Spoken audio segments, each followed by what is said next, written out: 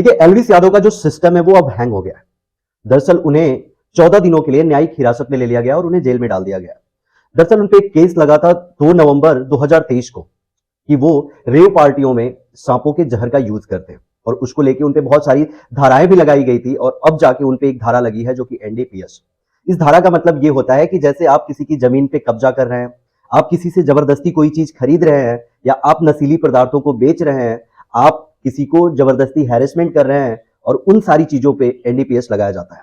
और एनडीपीएस लग जाने का मतलब कि अगर आप पे आरोप सही साबित हुआ तो आपको लगभग 20 सालों की सजा हो सकती है। और एलविस यादव के साथ भी आज की डेट में कुछ ऐसा ही हो रहा है।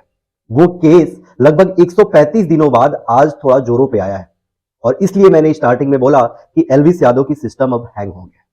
एलविस यादव काफी फेमस यूट्यूबर थे जिन्होंने अपने मेहनत के बदौलत काफी अलग नाम कमाया। वो बिग बॉस में भी गए, बिग बॉस में उन्होंने जीता और फिर हरियाणा के सीएम तक आए थे उनके सम्मान के लिए। लेकिन सिस्टम तो हमेशा सिस्टम नहीं बना रहता ना। एलविस यादव जो है वो अपने मेहनत के बदौलत बढ़े, लेकिन कहना यह है कि स्टारडम पाना सबके बस की बात है, लेकिन स्टारडम पे बने रहना ये सबकी बस की बात नहीं होती। और जैसे जैसे धीरे धीरे हम फेमस होने लगते हैं, हमारे सर पे लगता है कि हम ही पूरी दुनिया के राजा हैं, हम सब कुछ कर सकते हैं। मैं आपको बता दूं कि इस समय प्रेजेंट में जो गृह मंत्री हैं अमित शाह, इनको जब ये सरकार में नहीं थे, जब बीजेपी रूलिंग पार्टी में नहीं थी, तो इन्हें जेल हुआ था एक इनकाउंटर में। लगभग 100 दिनों के लिए ये जेल भेजे गए थे और जैसे ही ये रूलिंग पार्टी में आए, ये देश के गृह मंत्री बने। जिन्होंने इन्हें जेल में डलवाया था चिदंबरम, उनको भी जेल हुई 110 दिनों के लिए। तो सिस्टम सबका एक जैसा नहीं रहता। मेरे कहने का मतलब ये कि सिस्टम किसी पर्टिकुलर व्यक्ति का नहीं हो सकता। जिस लालू यादव को आज इंडिया पार्टी का गठबंधन बनाया गया है, जिसमें कांग्रेस और तमाम सपा के नेता भी हैं, उन्हीं लालू यादव को जब जेल हुआ था तो तमाम सीबीआई वालों को जो रिपोर्ट दिए गए थे उसमें दिए जाने वाले कुछ कांग्रेस के नेता भी थे, कुछ सपा के नेता भी थे।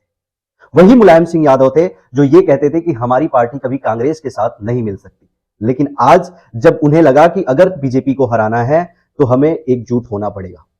अगर बात करें बिहार की, तो बिहार में आपने नीतीश का एक बयान सुना होगा कि हम मर जाएंगे लेकिन बीजेपी में नहीं जाएंगे, और जल्दी ही उन्होंने आरजेडी को छोड़ के बीजेपी ज्वाइन कर लिया। तो ये जो सरकारें हैं ना, सिर्फ सिस्टम इनकी चलती है और उन सरकारों की सिस्टम चलती है जो रूलिंग पार्टी में होते हैं। किसी पर्टिकुलर व्यक्ति का सिस्टम ज्यादा दिन तक नहीं टिकता है।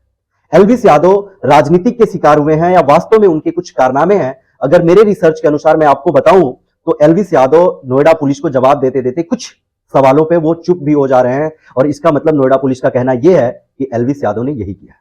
और एलविस यादव को गिरफ्तार करने से पहले नोएडा पुलिस ने उनके 1 सालों के लोकेशन भी निकाले हैं। जहां जहां वो गए, जो जो चीजें उन्होंने किया, वो सारी चीजें नोएडा पुलिस के पास है। कहां कहां उन्होंने पार्टी किया, क्या क्या उन्होंने किया, ये सारी चीजें, ये सारे रिकॉर्ड नोएडा पुलिस के पास है। और जब ये सारे रिकॉर्ड नोएडा पुलिस ने उनको दिखाया तो एलविस यादव के होश उड़ गए।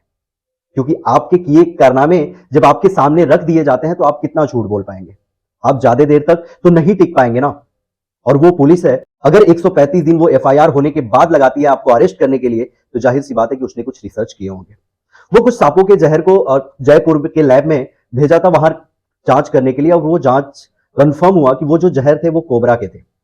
एलविस यादव इसलिए गिरफ्तार किए गए हैं कि इनके जो 5 साथी थे वो नवंबर में ही गिरफ्तार कर लिए गए थे और उसमें से एक, जिसका नाम राहुल था, उन्होंने कबूल किया था कि एलविस यादव ने ही हम लोगों को उकसाया है या हम लोगों का साथ दिया है। पूरी तरह से जांच उस पर चल रही है। एलविस यादव 14 दिनों के लिए जेल में है। अगर उनपे ये आरोप साबित हो जाता है और ये सही होता है तो उन्हें लगभग 20 सालों की सजा हो सकती है।